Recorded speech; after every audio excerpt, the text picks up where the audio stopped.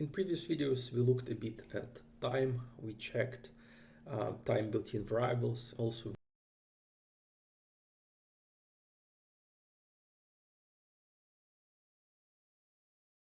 in previous videos, we looked a bit at time. We checked time built-in variables. Also, we looked at time input that allows you to get input from the user as a time. But in this video, let's look into details at like time format and some functions that can help you to work with time in PineScript. So first of all, let's check time format. And as I said to you before, this is actually like a Unix format. And it represents number of milliseconds that passed from 1st of January 1970. And of course, it's not very convenient to work this way. It's really hard to understand what is the time, what is the date from here. So there are a bunch of functions that can help you to work with that. So there's a bunch of functions I called like time components functions, and you can pass your variable to this function and they will output you like component of your time variable. So in here you have, for example, a year. So now it's 2021. Month. So for your current variable, your month is 12. Week of the year will output you number of the week in the current year. So current week is 50th in this year. Also, you can get day of the month, hour, minute, and second. And because I'm using here time now built-in variable, you can see that these variables changes for me. Unfortunately, there is no functions to add or subtract time from your time variables in PineScript. But because this is actually underneath, it's like just an integer variable, what you can do, you can just add like some amount of milliseconds, and this way you can kind of simulate adding and subtracting time.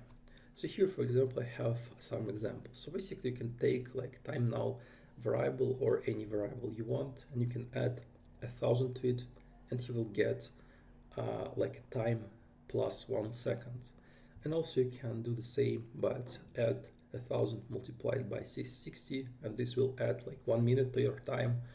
And the same, if you will multiply it by 60 again, you will get your time plus 1 hour, and so on and so on. So you can see, for example, here I add 1 day to my time, and here in the last example I subtract 1 day the same way. I just basically can just do like a minus, and this will work fine for that case as well. Here on the right I have a few more interesting functions. So first one is timestamp function. And what it allows you to do is actually can transform like human readable representation of time into internal Unix format you can use inside PineScripts. And there are quite a lot of different ways of using these functions, and let's look at main of them. So first of all, you can just call timestamp, and here you can pass your year, months, day, hours, and minutes. And this will output you like a timestamp in a Unix format that you can use in your script to compute something. And also you can do pretty much the same, but as a first variable you can specify like what time zone do you want this day to be in. And here, for example, I'm using like a current time zone of my chart.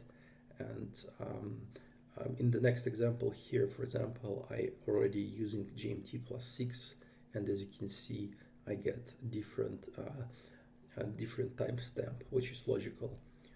And also you can actually use timestamp not with like a bunch of parameters, but just pass like a string to this function, and just to use like dates in different formats.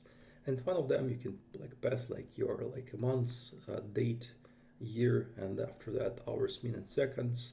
On you can put a year, a month's date, and after that hours, minutes, seconds. Or you can see you can do this even this way, like date, day, months, a year. After that, hours, minutes, seconds. After you can specify like that time zone you want this date to be in. So you can see quite a lot of examples, checks, documentation. But I think to be sure that PineScript parse your script in the right way, you can just have to use like timestamp with with it like on top format like here, and this way you will be sure that it's parsing it correctly. And the last function I want to talk in this video is time function. Time function actually is quite interesting. So you can pass like a time frame you want to look at, and it will output you like the open of this bar that correspond to this time frame. So here we're currently at 5-minute bars, and if I pass like time 60, PineScript will look at the current 1 hour bar and will output me open for this bar. So it's quite handy for some situations. Moreover, you can specify not only time frame, but also you can specify a session. So for example, here I want to display only bars that are between 9 o'clock and 2 p.m. And if your bar is not in this range, it will put you not a number, so you can ensure that this bar is in your time frame. And also, in addition to that, at the third argument, you can specify time zone you want to look at. So here, for example, I have two identical calls, but here I just changed my time zone, and here I receive like a value, but here I didn't. So it can be quite handy if you want to create some logic that will work only in certain sessions. I use this function quite a lot.